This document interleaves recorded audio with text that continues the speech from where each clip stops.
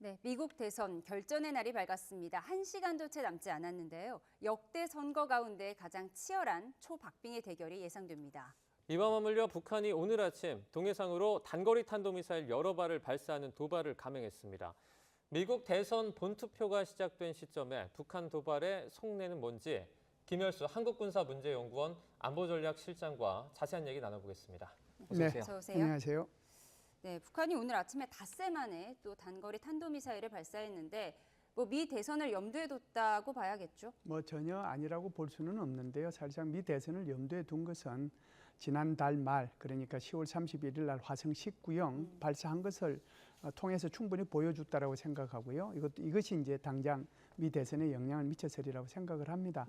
그런데 이제 오늘 아침에 발사한 것은 오히려 북한이 이제 이 정세 객화의 빌미를 한국과 미국 그리고 한미일이 제공했다라고 하면서 이게 오히려 발사했다라고 보거든요. 왜 그러냐면 지난달 말에 북한이 이제 화성 19형을 발사를 했잖아요. 그러다 보니까 한국과 미국이 사실상 그 전투기 100열대를 동원하고 비온비 죽음의 백조라고 하는 그 전략 폭격기가 동원이 돼가지고 한미 간에 훈련을 했잖아요. 그러면서 북한의 미사일 발사대를 정확하게 타격하고 그리고 이제 특정한 임무를 직접 타격할 수 있는 리퍼까지 동원을 했거든요. 무인기입니다.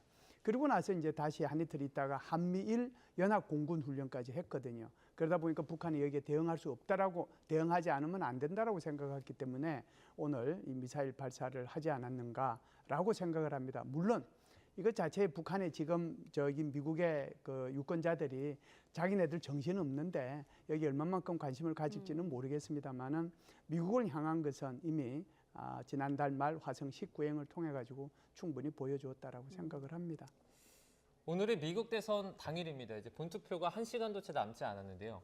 북한의 입장에서 트럼프와 해리스 누가 대통령이 되는 게 더 유리할까요? 지금까지 이제 두 사람 그러니까 해리스 후보하고 트럼프 후보가 한 발언들을 보면 어느 것이 이제 북한한테 유리한지를 알 수 있거든요.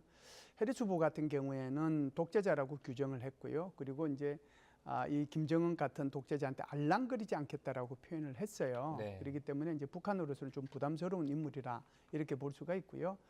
트럼프 같은 경우에는 계속 이제 호의적인 발언을 많이 했거든요. 그래서 핵무기 가진 국가와 잘 지내는 것이 좋지 않느냐. 그리고 햄버거 같이 먹었으면 좋겠다. 그리고 김정은도 나를 그리워할 것이다. 이렇게 얘기하고 있거든요. 그래서 만일에 트럼프가 당선이 된다라고 하면 북미 간에 한 차례 정도의 북미 핵 협상을 할 수 있을 텐데요. 그것은 이제 북한이 바라는 것은 비핵화 협상이 아니라요. 핵군축 협상이 될 가능성이 있거든요.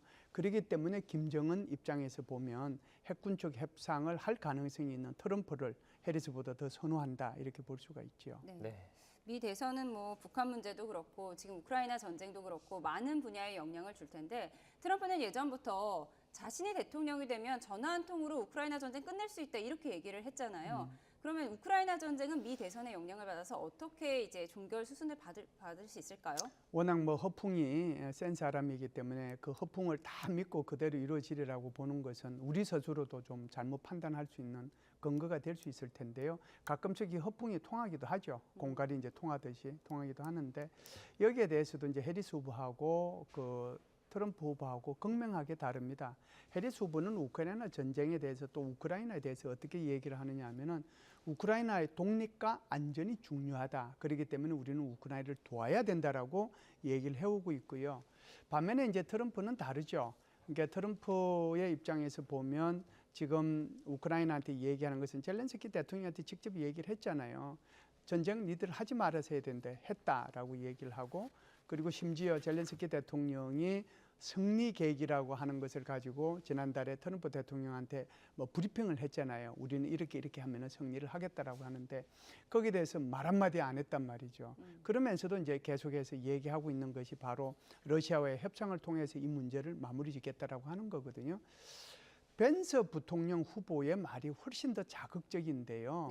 그 사람 말은 평화와 영토의 교환이 필요하다라고 얘기를 하면서 평화를 얻으려고 하면은 결국은 러시아가 지금까지 차지한 그 땅을 인정해 줘야 된다라고까지 얘기를 했거든요. 만일에 이런 협상을 하기 위해서 우크라이나가 협상에 나오지 않는다면 미국이 지원하지 않을 것이라는 엄포까지 났어요.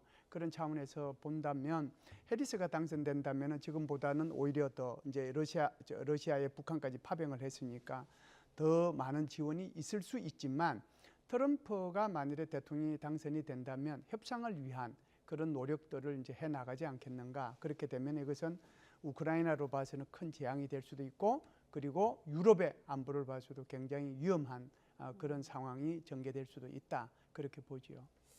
푸틴의 최측근입니다. 메드베데프 러시아 국가안보회의 부의장이 최근에 현지 인터뷰에서 이런 말을 좀 했는데요. 네. 그러니까 이제 미국이 계속 우크라이나 분쟁에 끼어들면 3차 세계대전이 일어날 수도 있다. 네. 이런 취지의 발언을 했습니다. 네. 그러면 실제 트럼프가 대통령에 당선이 되더라도 뭐 협상 테이블에 올라오긴 좀 어렵지 않을까 이런 생각도 들거든요. 네, 그게 이제 트럼프가 만일 대통령이 된다면 협상 쪽으로 이제 끌고 갈 것이기 때문에 어떤 형태로든지 간에 우크라이나 전은 이제 마무리될 가능성이 오히려 더 있다라고 봐야죠. 네. 사실상 그 트럼프 대통령 입장에서 보면 우크라이나는 안중에도 없다 이렇게 이제 말씀을 드릴 수가 있습니다. 그런데 지금 이제 3차 세계 대전의 가능성은 어떨 때 이제 그 가능성이 있느냐 하면 예를 들어서 지금 나토의 이름으로 그러니까 나토군이 그렇게 이제 우크라이나를 지원하기 위해서 파병을 한다면 이건 이제 제3차 세계대전으로 갈 가능성이 있습니다. 그런데 우크라이나를 지원하기 위해서 나토에 속해 있거나 유럽에 속해 있는 개별 국가들이 전투병을 파병한다고 해서 이것이 3차 세계대전으로 저는 연결된다고 보지는 않거든요. 네. 또 이 프랑스 같은 경우에는 지난 2월 달에 마크롱 대통령이 2,000명 규모의 프랑스군을 우크라이나에 파병할 수 있다고 무려 5차례에 걸쳐서 얘기한 적도 있어요. 그러니까 지금은 모두가 오늘 이제 이루어지게 될 이 미 대통령 선거를 숨죽여 보지만 이 선거가 끝나고 나면 그 결과에 따라서 아마 나토든 또는 유럽이든 개별 국가들이 서로 어떤 회의 과정들을 거쳐서 아마 정책 공조를 통해 가지고 파병할 가능성은 있거든요. 그래서 그런다고 해서 이게 뭐 3차 세계대전으로 가는 것은 저는 아니라고 봐요. 네, 네. 3차 대전까지는 아닐 것이다. 근데 우크라이나 전쟁에 어쨌든 북한군이 파병된 만큼 우리와 긴밀한 관련이 있어서 우리가 지켜봐야 하는데 그 북한 최선희 외무상이 러시아를 방문하고 있잖아요. 네네. 그런데 푸틴과 손을 꼭 잡은 채 대화하는 모습이 공개가 됐어요. 이 모습 어떻게 보셨어요? 저도 이제 저걸 동영상을 통해서 봤는데요. 예. 그 손은 악수를 하면 금방 악수하고 이렇게 손을 놔야 되는데 그렇죠. 1분 동안 하고 있더라고요. 그래서 저게 도대체 무슨 시츄에이션인가라고 생각을 했는데 아마 그만큼 이제 그 러시아가 네, 저 화면이요. 북한을 이렇게 대우해 준다라고 하는 것을 저런 화면을 통해서 1분 동안 악수하는 것을 통해 가지고 보여준다라고 저는 그렇게 봅니다. 무슨 얘기를 나눴을까요? 제가 볼 때는 이제 아무래도 저기 라브로프 외무부 장관하고 필요한 얘기는 다 했을 거고요. 아마 저기 푸틴 대통령하고는 원래 만나도록 계획이 안 돼 있는데 이제 만났다 이런 안 얘기거든요. 만난다고 그만큼은 이제 하더니요. 그렇죠. 그만큼 배려해 줬다라고 보는데 제가 볼 때는 이제 크게 두 가지입니다. 하나는 러시아가 북한으로부터 얻고자 하는 거, 네. 반대로 북한이 러시아로부터 반대급부로 얻고자 하는 거, 거기에 대한 의견이 교환됐을 거고요. 그보다 더 중요한 건 아마 김정은의 방러와 관련이 있을 겁니다. 왜 그러냐면은 사실상 지금의 러시아 입장에서 보면은 가장 다급하고 가장 긴요하고 가장 중요한 국가가 바로 북한입니다. 네. 그래서 그 북한에 아마 그 김정은을 초청을 한다는 것은 정말 초청해서 식사 대접을 하고 싶을 정도로 얻고 다닐 정도로 지금 뭐 필요한 존재라고 볼 수가 있지 않습니까?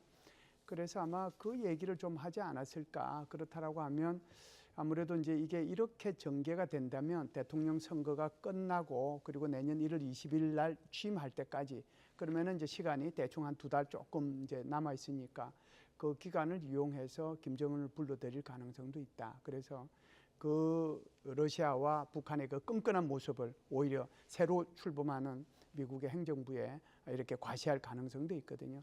그런 차원에서 오히려 지금 김정은의 방내에 관한 얘기가 훨씬 더 심도 깊게 논의되지 않았을까 이런 생각은 합니다. 실장님이 보셨을 때, 그러니까 북한이 북한군 파병의 대가로 어떤 네. 핵 보유국의 지위를 얻으려 하지 않을까라는 그런 얘기도 나오고 있는데 이건 어떻게 보세요? 이미 이제 그 부분은 사실상 제가 볼 때는 러시아는 거의 인정을 했다라고 봐요. 왜 네. 그러냐면 작년 3월 달에 푸틴 대통령이 그러니까 그 러시아의 어떤 일간지하고 인터뷰 개통을 통해 인터뷰를 하면서 뭐라고 얘기하냐면 북한은 이미 핵우산을 갖고 있다라고 얘기했어요. 그 말의 의미가 뭘까요? 북한이 이미 핵우산을 갖고 있다. 그것은 러시아가 제공해주는 핵우산이 아니라 자기 스스로의 핵우산을 갖고 있다는 거거든요.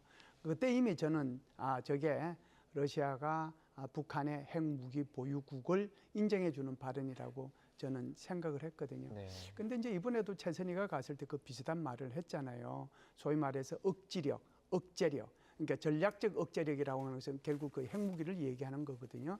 그러니까 이번에 최선희가 갔을 때 전략적 핵 억제력에 대해서 뭐 동의하는 것처럼 이렇게 얘기를 해주니까 결국 러시아 입장에서 보면은 북한의 핵무기 보유를 인정해 주는 게 아닌가 이렇게 보죠. 네. 지금 러시아에 파병된 북한군이 어떤 상황인가 지금 궁금하지 않을 수 없는데 지금 러시아에 처음으로 파병된 북한군 병력이 우크라이나군의 공격을 받았다 이런 보도가 나오고 있고요. 저희가 영상을 하나 준비했는데요. 준비되면 보여주세요. 자유아시아 방송에 따르면요. 러시아군 장갑차가 북한군으로 추정되는 보병들을 전장에 남겨두고 이탈했다. 이런 보도도 나오고 있어요. 이게 추정되는 영상입니다만 지금 이 영상입니다. 네. 예. 지금 저렇게 장갑차가 있고요. 잠시 후에 보병들이 저렇게 내리잖아요. 네. 한 3명 정도가 보이는데 지금 북한군인지 아닌지 뭐 확인되지는 않았습니다. 추정되는 영상인데 만약 북한군이 맞다면 왜 이런 일이 일어났을까? 우선 이제 궁금한데요. 장갑차의 목적이 뭐냐면 장갑을 두른 거잖아요. 그래서 저거는 병력 수송용입니다. 어느 네. 지역까지 병력이 안전하게 수송될 수 있도록 하는 차량이 바로 저 장갑 차량이거든요. 그 장갑 차량에서 어느 목표 지점까지 내리면은 거기에 이제 병력이 내리게 되는 거거든요. 지금 저 영상에서 보시다시피 병력을 내리고 저 장갑차는 방향을 반대로 틉니다. 네. 그러다 보니까 이제 그 내린 병력들이 우왕좌왕하는 모습이 지금 다 보이고 있잖아요. 네. 만일 저것이 북한군이라고 한다면 아마 저기에 장갑차를 운전하거나 주의하는 거기에 러시아군하고 북한군 간의 의사소통에 결정적인 문제점이 있었다 이렇게 저는 생각을 하고요. 지금 이제 그 북한군이 러시아의 말을 익히기 위해서 뭐 단어 100개를 가지고 이제 이걸 익히도록 하고 있고 반대로 러시아군도 그러니까 한국말을 익히기 위해서 이거 노력을 하고 있는데 그게 금방 그렇게 익혀질 수 있는 건 아니잖아요. 네. 단어만 익히더라도 100개 익히는 게 쉽지 않은데 지금 저렇게 내려라, 타라, 뭐 해라, 저쪽으로 가라 이게 전부 다 문장으로 이렇게 이루어지게 될 텐데 그게 이제 쉽겠습니까? 그래서 커뮤니케이션에 큰 문제가 지금 있고 그것이 이제 어떻게 보면은 북한군의 희생으로 나타날 가능성이 있다 이렇게 보죠. 네. 네, 지금 뭐 미국 대선 네. 바로 1시간도 남지 않은 그런 순간입니다. 지금 북한 도발의 속내가 뭔지 관련해서 저희가 김열수 한국군사문제연구원 안보전략실장과 다양하게 얘기를 나눠봤습니다. 실장님 고맙습니다. 감사합니다. 고맙습니다.